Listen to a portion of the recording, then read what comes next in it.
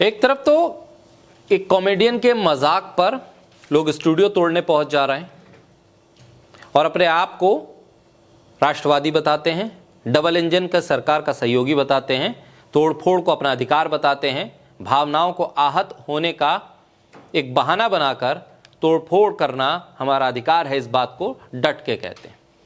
एक तरफ किसी शख्स की डिग्री पर अगर सवाल खड़े कर दिए जाएं या उसकी नीतियों पर सवाल पूछा जाने लगे तो ट्विटर से लेकर सोशल मीडिया के तमाम अकाउंट पर ट्रोलिंग शुरू हो जाती है। बीजेपी की सरकार है केंद्र में और महाराष्ट्र में भी। हालांकि केंद्र की बीजेपी की सरकार में अगर सरकार के कामों की कहीं पर भी आप आलोचना कर दें रत्ती बराबर भी, तो फिर आपका सोशल मीडिया पर रहना दुश्वार कर दिया जाएगा। आपको इस तरह से घेरा जाएगा, ट्रोलिंग की जाएगी।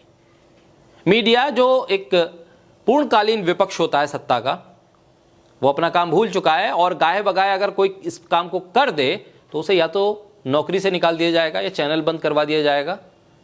इसलिए जो संपूर्ण रूप से अपने आप को सरकार का विपक्ष मानते हैं वो अधिकतर एंकर पत्रकार अब यूट्यूब पर आ गए। मेन स्ट्रीम मीडिया में अब सिर्फ और सिर्फ जयकारे लगाने वाले लोग ही बचे।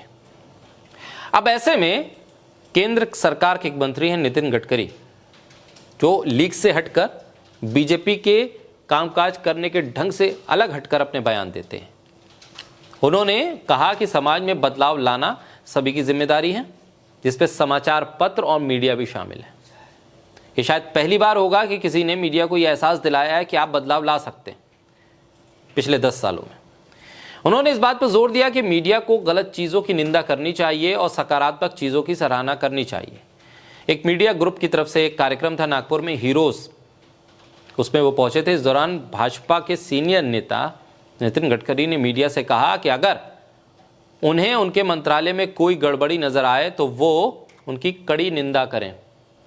ऐसे में नितिन गडकरी ने ये नहीं कहा कि आप निंदा नहीं करेंगे और निंदा कर देंगे तो फिर समझ लीजिए कि आपका अखबार, आपका चैनल चल नहीं पाएगा। उन्होंने ऐसा नहीं कहा। उन्होंने कहा कि मान्यता और सम्मान आपके व्यक्तित्व से नहीं बल्कि आपके चरित्र और गुणों से मिलता है। आजकल अच्छा काम करने के बाद आपको कोई नहीं पूछता। कई बार अच्छी खबरें प्रकाशित नहीं होती और गलत चीज़ें प्रमुखता से जगह बना लेती हैं।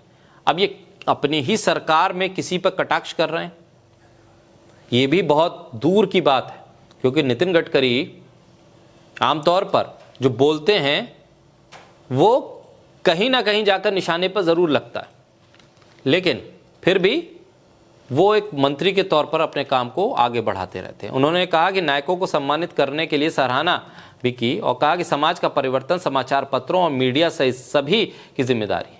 अच्छी चीज़ों को समाज के सामने लाया जाना चाहिए, साथ ही जो गलत है उसके बारे में जागरूकता भी होनी चाहिए।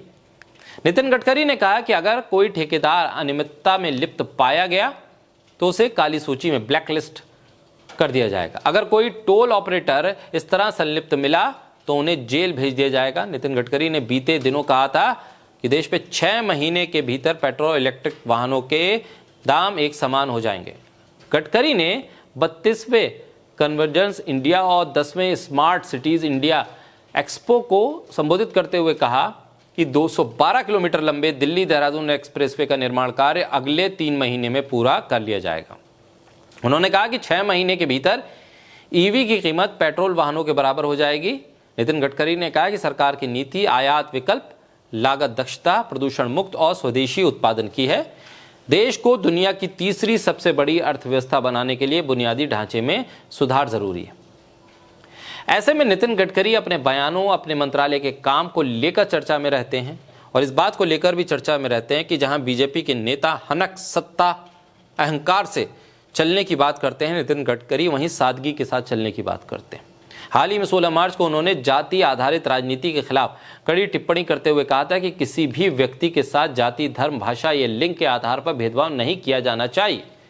नागपुर के central India group of institution में उन्होंने कहा था कि जो करेगा जात की बात उसको कस के मारूंगा लात। यानी नितिन गडकरी अपने मन की बात कर रहे हैं या किसी के मन की बात पर निशाना साध रहे हैं। बहरहाल राजनीतिक बयानबाजी के बीच में नितिन गडकरी के इस बयान की सराहना हो रही है।